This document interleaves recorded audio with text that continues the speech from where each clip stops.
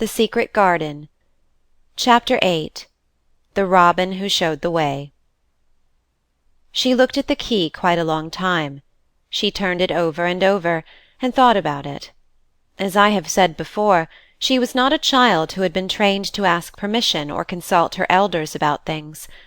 All she thought about the key was that if it was the key to the closed garden, and she could find out where the door was, she could perhaps open it and see what was inside the walls, and what had happened to the old rose-trees. It was because it had been shut up so long that she wanted to see it. It seemed as if it must be different from other places, and that something strange must have happened to it during 10 years. Besides that, if she liked it, she could go into it every day and shut the door behind her, and she could make up some play of her own and play it quite alone, because nobody would ever know where she was, but would think the door was still locked and the key buried in the earth. The thought of that pleased her very much. Living, as it were, all by herself in a house with 100 mysteriously closed doors, and having nothing whatever to do to amuse herself, had set her inactive brain to working, and was actually awakening her imagination. There is no doubt that the fresh, strong, pure air from the moor had a great deal to do with it. Just as it had given her an appetite, and fighting with the wind had stirred her blood, so the same things had stirred her mind. In India she had always been too hot and languid and weak to care much about anything, but in this place she was beginning to care and to want to do new things. Already she felt less contrary, though she did not know why.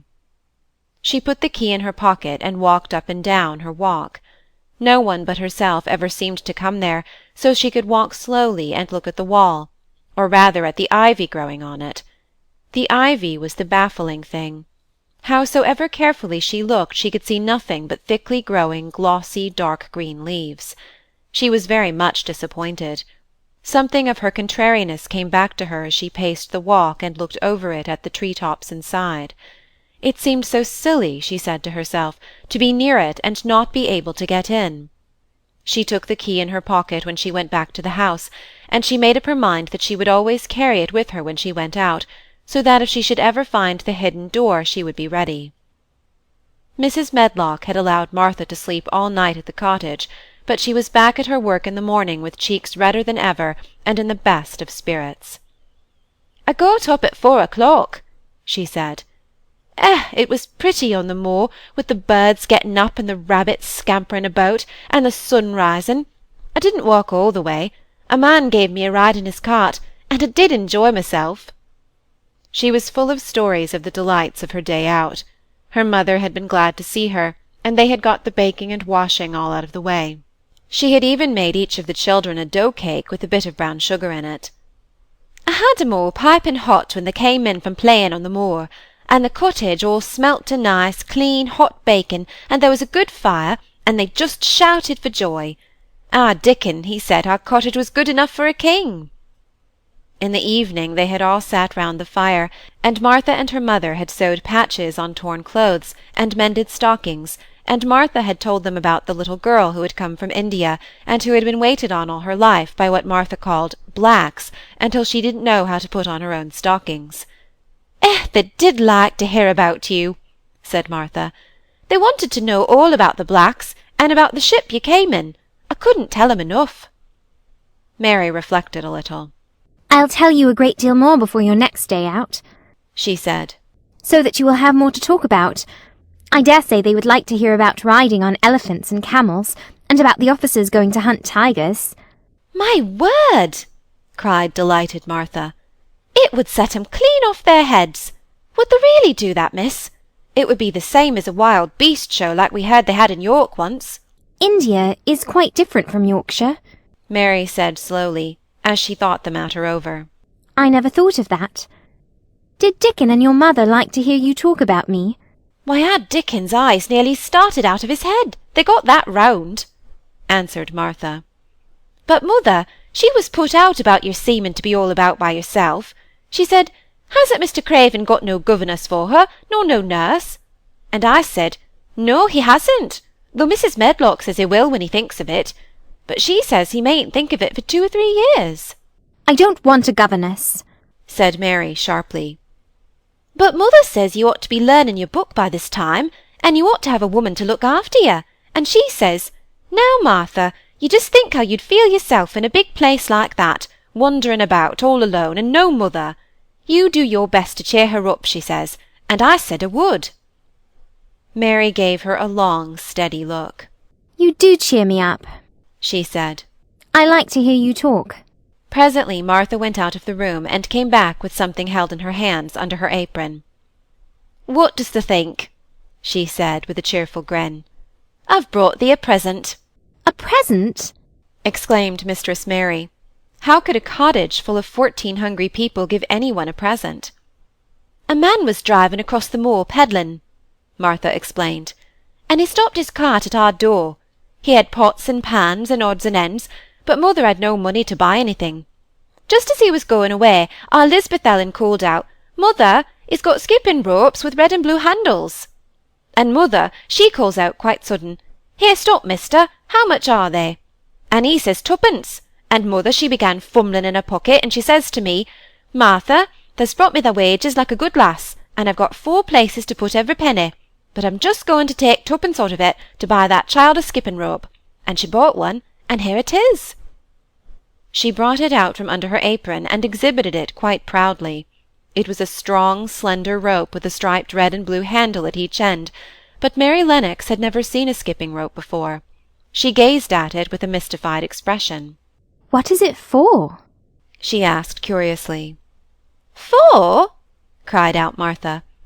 "Does that mean they've not got skipping ropes in India, for all they've got elephants and tigers and camels?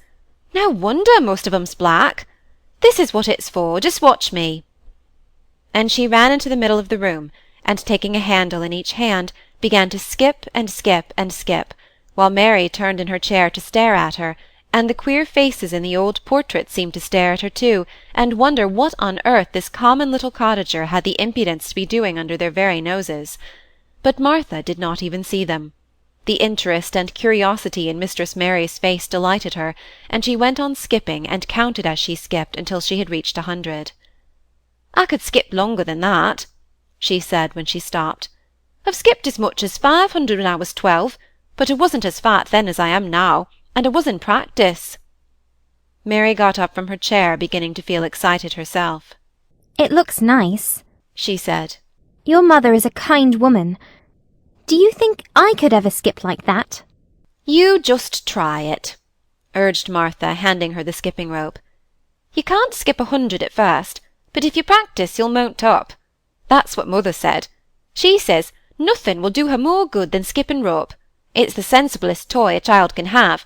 Let her play out in the fresh air skipping, and it'll stretch her legs and arms and give her some strength in 'em." It was plain that there was not a great deal of strength in Mistress Mary's arms and legs when she first began to skip. She was not very clever at it, but she liked it so much that she did not want to stop. "Put on the things and run and skip out of doors," said Martha. "Mother said I must tell you to keep out of doors as much as you could, even when it rains a bit, so as they wrap up warm." Mary put on her coat and hat and took her skipping rope over her arm. She opened the door to go out, and then suddenly thought of something, and turned back rather slowly. Martha, she said, they were your wages. It was your 2pence, really. Thank you. She said it stiffly because she was not used to thanking people or noticing that they did things for her. Thank you, she said, and held out her hand because she did not know what else to do.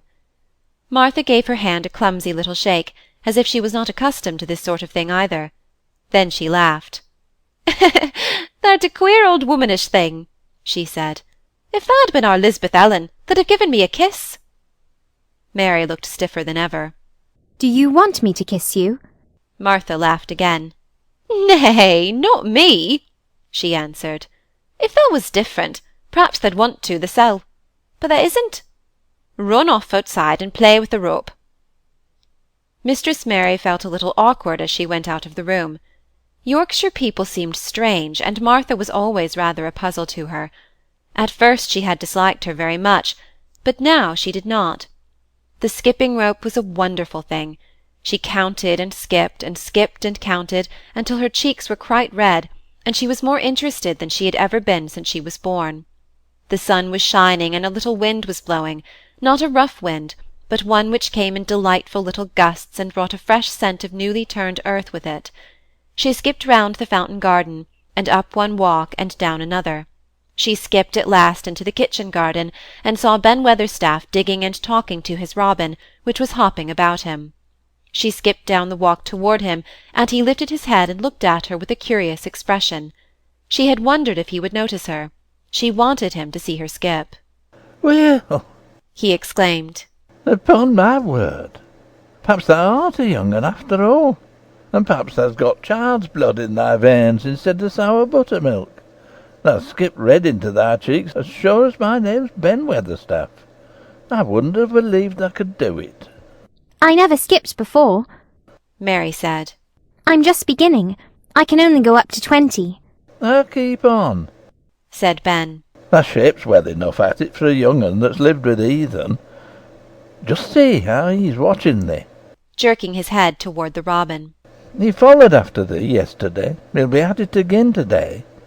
He'll be bound to find out what the skipping rope is. He's never seen one, eh?" Shaking his head at the bird. Thy curiosity'll be the death of thee sometime, if thou doesn't look sharp." Mary skipped round all the gardens and round the orchard, resting every few minutes. At length she went to her own special walk, and made up her mind to try if she could skip the whole length of it. It was a good long skip, and she began slowly, but before she had gone half-way down the path she was so hot and breathless that she was obliged to stop. She did not mind much, because she had already counted up to 30. She stopped with a little laugh of pleasure, and there, lo and behold, was the robin, swaying on a long branch of ivy. He had followed her, and he greeted her with a chirp. As Mary had skipped toward him, she felt something heavy in her pocket strike against her at each jump, and when she saw the robin she laughed again. You showed me where the key was yesterday, she said. You ought to show me the door today, but I don't believe you know. The robin flew from his swinging spray of ivy on to the top of the wall, and he opened his beak and sang a loud, lovely trill, merely to show off. Nothing in the world is quite as adorably lovely as a robin when he shows off, and they are nearly always doing it.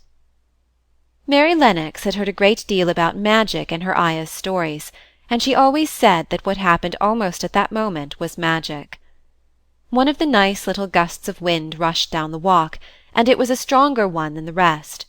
It was strong enough to wave the branches of the trees, and it was more than strong enough to sway the trailing sprays of untrimmed ivy hanging from the wall. Mary had stepped close to the robin, and suddenly the gust of wind swung aside some loose ivy trails, and more suddenly still she jumped toward it and caught it in her hand. This she did because she had seen something under it, a round knob which had been covered by the leaves hanging over it. It was the knob of a door. She put her hands under the leaves and began to pull and push them aside. Thick as the ivy hung, it nearly all was a loose and swinging curtain, though some had crept over wood and iron. Mary's heart began to thump, and her hands to shake a little in her delight and excitement. The robin kept singing and twittering away and tilting his head on one side, as if he were as excited as she was.